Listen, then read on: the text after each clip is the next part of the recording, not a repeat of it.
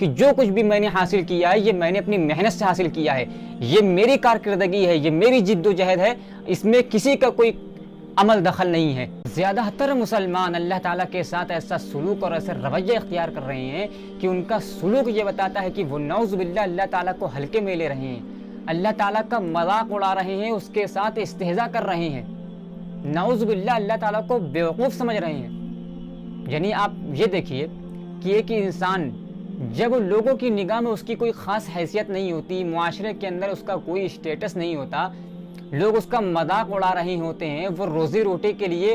در بدر بھٹک رہا ہوتا ہے، زمانے بھر کی ٹھوکریں کھا رہا ہوتا ہے، مشکلات سے دوچار ہوتا ہے، تو وہ اللہ تعالیٰ کے سامنے گڑ گڑاتا ہے، اللہ تعالیٰ کی بارگاہ میں سر پٹکتا ہے کہ اللہ مجھے ان مشکلات سے نجات دے دے، اگر تو نے ان مشکلات سے مجھے نجات دے دی لَنَكُونَنَّ مِنَ الشَّاكِرِينَ، تو میں تیرا فرما بردار اور اطاعت گزار بندہ بن جاؤں گا، میں تیری ہر بات ماننے کے تیار ہو جاؤں گا، بس تو مجھے ان مشکلات سے نجات دے دے۔ تو اللہ تعالیٰ جلد یا بدیر اس کی حالت ذات پر ترس کھاتا ہے، اس کی خستہ حالی پر رحم فرما کر کے اس کو ان مشکلات سے نجات دے دیتا ہے، اور اس کو اتنے بلند مقام پر پہنچا دیتا ہے کہ اب لوگ اس کو دیکھ کر کے اس کی حالت پر اور اس کی شخصیت پر رشک کرنے لگتے ہیں کہ کاش میں اس کی جگہ پر ہوتا۔ اتنے بلند مقام پر اللہ تعالیٰ اس کو پہنچا دیتا ہے۔ لیکن جب اللہ تعالیٰ اس کو نواز دیتا ہے، مال و دولت دے دیتا ہے، شہرت دے دیتا ہے، تو اب وہ اللہ تعالیٰ کے ذات سے ایسے مکر جاتا ہے جیسے نعوذ باللہ اللہ تعالیٰ کے ساتھ اس کا کبھی کوئی واسطہ تھا ہی نہیں، اور اللہ تعالیٰ کے ساتھ اس کا کوئی تعلق ہی نہیں ہے، اور نعوذ باللہ اللہ تعالیٰ نے کبھی اس کی کوئی مدد ہی نہیں کی ہے، اور وہ اپنے اعمال سے یہ دکھا رہا ہوتا ہے کہ جو کچھ بھی میں نے حاصل کیا ہے یہ میں نے اپنی محنت سے حاصل کیا ہے، یہ میری کارکردگی ہے، یہ میری جد و جہد ہے، اس میں کسی کا کوئی عمل دخل نہیں ہے، اس میں کسی نے میرا کوئی سپورٹ نہیں کیا ہے، جبکہ وہ مقام اس کو اللہ نے دیا ہوتا ہے، لیکن وہ یہ جتانے کی کوشش کر رہا ہوتا ہے کہ یہ میں نے اپنے بلبوتے پر حاصل کیا ہے۔ پھر وہ اللہ تعالیٰ کی ذات سے مکر جاتا ہے، اللہ تعالیٰ کو بھول جاتا ہے۔ یعنی جب تک اس کے پاس کچھ بھی نہیں تھا تو اسے یہ لگتا تھا کہ اللہ تعالیٰ اس سے بہت کچھ دے سکتا ہے، آج جب اللہ تعالیٰ نے اسے بہت کچھ دے دیا ہے تو اسے ایسا لگتا ہے، اور وہ اپنے اعمال سے یہ دکھانا چاہ رہا ہوتا ہے کہ اللہ تعالیٰ مجھ سے کچھ بھی چھین نہیں سکتا، میرا کچھ بگاڑ نہیں سکتا، نعوذ باللہ۔ زبان سے تو یہ کہنے کی ضرورت نہیں کر پاتے ہیں، لیکن اپنے اعمال سے یہ گواہی دے رہے ہوتے ہیں کہ اللہ تعالیٰ مجھ سے کچھ چھین نہیں سکتا، اس پر صرف میرا کنٹرول ہے۔ آج سے تقریباً 15-20 دن پہلے کا ایک واقعہ آپ کے سامنے ہم رکھنا چاہتے ہیں۔ تقریباً 15-20 دن پہلے سڑک کے کنارے ہم ایک دکان پر کھڑے تھے، وہاں پر ایک مولانا صاحب اپنی کار سے ایکو اسپورٹ سے اترے، ان کا حلیہ پورا مولانا والا تھا۔ اب وہ ڈگری ہولڈر مولانا تھے یا ان کا حلیہ محض مولویوں کا تھا ہم کو نہیں معلوم، لیکن سر پر ان کے ٹوپی تھی، چہرے پر ان کے نورانی داڑھی تھی، اور سفید کرتا پاجامہ زیبتن کیے ہوئے تھے، پہنے ہوئے تھے، اور ان کے چہرے سے ایسا معلوم ہو رہا تھا کہ بہت ہی متقی و پرہیزگار انسان ہوں گے۔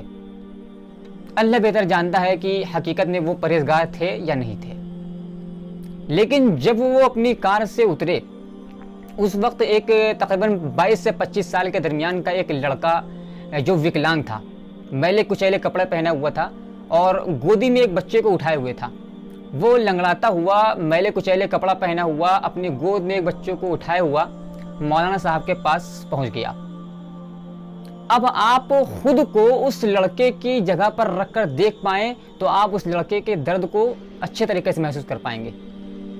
وہ لنگڑاتا ہوا پہنچا مولانا صاحب کے پاس، اور جا کر کے وہ ایک لمحے کے لیے ان کے پاس رک گیا، اس امید کے ساتھ کہ مولانا صاحب پیسے والے لگ رہے ہیں تو یہ ہم کو کچھ دے دیں گے، ہماری کچھ مدد کر دیں گے۔ مولانا صاحب نے اس لڑکے کے اوپر ہلکی سی نگاہ ماری، کنکیوں سے اسے دیکھا، اور دیکھنے کے بعد اگنور کر دیا اور اس کی نگاہوں کے سامنے سے گزر کر کے چلے گئے۔ مولانا صاحب نے اس لڑکے کی مدد کیوں نہیں کی، اسے کیوں پیسے نہیں دیے،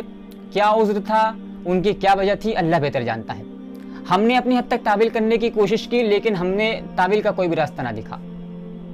بہرحال اللہ بہتر جانتا ہے۔ لیکن ہو سکتا ہے کہ مولانا صاحب کے پاس کوئی عذر موجود ہو، لیکن دنیا کے اندر اس کے علاوہ بھی اور ہمارے معاشرے کے اندر اس کے علاوہ بھی بہت ساری مثالیں ایسی ہیں کہ واقعی ان کو دیکھ کر کے دل دہل جاتا ہے کہ اونچے طبقے کے لوگ ہیں وہ نیچے طبقے کے لوگوں کو کس طرح سے حقیر کی نگاہوں سے دیکھ رہے ہیں اور کس طرح سے ان کو حقیر سمجھ رہے ہیں۔ بہرحال مولانا صاحب نے اس لڑکی کی مدد نہیں کی۔ میرا سوال یہ ہے کہ کیا اس بچے نے مولانا صاحب سے زمین جائیداد کا مطالبہ کیا تھا؟ کیا وہ مولانا صاحب سے ان کی کار میں گھمانے کا مطالبہ کر رہا تھا؟ کیا وہ مولانا صاحب سے سر ڈھانپنے کے لیے کوئی سہارا طلب کر رہا تھا؟ بات نہ کار میں گھمانے کی تھی، بات نہ زمین جائیداد کے مطالبے کی تھی، بات نہ سر ڈھانپنے کی تھی، مسئلہ صرف 2-4 روپے کا تھا۔ اگر مولانا صاحب اس کو 5 سے 10 روپے دے دیتے تو مولانا صاحب کا تو کچھ نہیں بگڑتا، لیکن اس بچے کے لیے 5 سے 10 روپے کافی ہو جاتے۔ لہٰذا اصل مسئلہ یہ نہیں ہے کہ ہم اللہ تعالیٰ کے لیے کچھ کر نہیں پاتے ہیں، اصل مسئلہ یہ ہے کہ ہم اللہ تعالیٰ کے لیے کچھ کرنا نہیں چاہتے ہیں۔ یعنی وہی انسان جو کل تک اللہ تعالیٰ کے سامنے رو رہا تھا، گڑگڑا رہا تھا، سر پٹک رہا تھا کہ اللہ اگر تو نے مجھے یہ دے دیا تو میں تیرے لیے بہت کچھ کروں گا،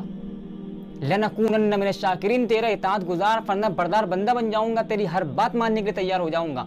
آج جب اللہ تعالیٰ نے اسے دے دیا تو وہ دینے والوں کو ہی بھول گیا۔ یعنی حالت یہ ہو گئی کہ رازق کو بھول کر کے رزق کی تلاش میں نکل پڑا۔ انسان کی احسان فراموشی کی یہی وہ صفت ہے جس کا نقشہ اللہ نے قرآن حکیم کے اندر کئی مقامات پر کھینچا ہے۔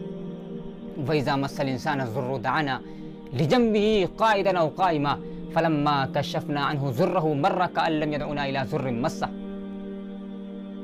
کہ جب انسان کو کوئی تکلیف اور کوئی مصیبت پہنچتی ہے تو وہ لیٹا بیٹھا ہر حال میں مجھ کو پکارتا ہے اور دعائیں کر رہا ہوتا ہے۔ فَلَمَّا كَشَفْنَا عَنْهُ ضُرَّهُ مَرَّ كَأَن لَّمْ يَدْعُنَا إِلَىٰ ضُرٍّ مَّسَّهُ، پھر جب ہم اس کو اس تکلیف سے نجات دے دیتے ہیں اور پریشانی کو دور کر دیتے ہیں تو وہ ایسے گزر جاتا ہے جیسے اس نے مجھے کبھی بھی کسی تکلیف میں پکارا ہی نہیں تھا اور جیسے اس کا مجھ سے کبھی کوئی واسطہ ہی نہیں تھا۔ وَلَئِنْ أَذَقْنَا الْإِنسَانَ مِنَّا رَحْمَةً ثُمَّ نَزَعْنَاهَا مِنْهُ إِنَّهُ لَيَئُوسٌ كَفُورٌ وَلَئِنْ أَذَقْنَاهُ نَعْمَاءَ بَعْدَ ضَرَّاءَ مَسَّتْهُ لَيَقُولَنَّ ذَهَبَ السَّيِّئَاتُ عَنِّي إِنَّهُ لَفَرِحٌ فَخُورٌ۔ جب ہم انسان کو اپنے جانب سے رحمت کا مزہ چکھاتے ہیں پھر اس رحمت کو اس سے چھین لیتے ہیں تو وہ مایوس ہو کر کے بیٹھ جاتا ہے، ناشکری کرنے لگتا ہے۔ پھر جب ہم اس کو اس مصیبت کے بعد پھر سے نعمت سے نوازتے ہیں اور نواز دیتے ہیں مال و دولت سے، لَيَقُولَنَّ ذَهَبَ السَّيِّئَاتُ عَنِّي، تو کہنے لگتا ہے کہ تمام تکالیف، تمام مصائب، تمام مشکلات مجھ سے دور ہو گئیں۔ إِنَّهُ لَفَرِحٌ فَخُورٌ، انسان تو ہے ہی فخر کرنے والا اور اترانے والا۔ انسان کی احسان فراموشی کی یہی وہ صفت ہے، اور انسان کا اپنے خالق کے ساتھ یہی وہ سلوک اور معاملہ ہے جس کو دیکھ کر کے زبان بے ساختہ یہ کہنے پر مجبور ہو جاتی ہے، قُلْ بِاللَّهِ وَآيَاتِهِ وَرَسُولِهِ كُنْتُمْ تَسْتَهْزِئُونَ۔ اللہ ہی ملا تھا مذاق کرنے کے لیے؟ کیا تمہیں اس کا کلام ہی ملا تھا مذاق کرنے کے لیے؟ کیا تمہیں اس کا رسول ہی ملا تھا مذاق کرنے کے لیے؟ اللہ کے ساتھ مذاق کرتے ہو، قرآن کے ساتھ مذاق کرتے ہو، اللہ کے رسول کے ساتھ مذاق کرتے ہو۔ دنیا کے اندر تمہیں اس کے علاوہ اور کوئی چیز نہیں ملی تھی مذاق کرنے کے لیے؟